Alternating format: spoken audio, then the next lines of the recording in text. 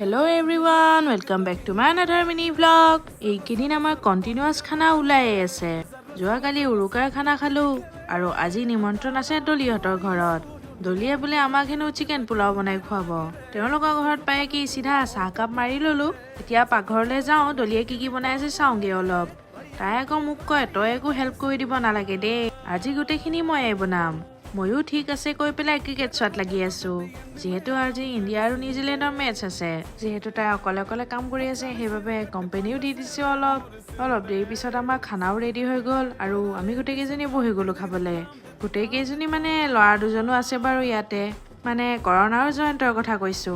দলিৰ হাতৰ খানা মই প্ৰথমবাৰ খাইছো আৰু মানিব লাগিব কিন্তু দেই, তামাম বনাইছে তাই। খাই লৈ উঠি জমনি ৰিল দুটামানো বনালো। বহুত দিনেই হ'ল চাগে ৰিল নবনোৱা তেনেকে। ৰিল বনাই উঠি আমি ডান্সো কৰিলো বাপ্পেকে। বাৰু এতিয়া ঘৰা ঘৰি যাওঁ, আজিলৈ ইমানেই, বাবাই।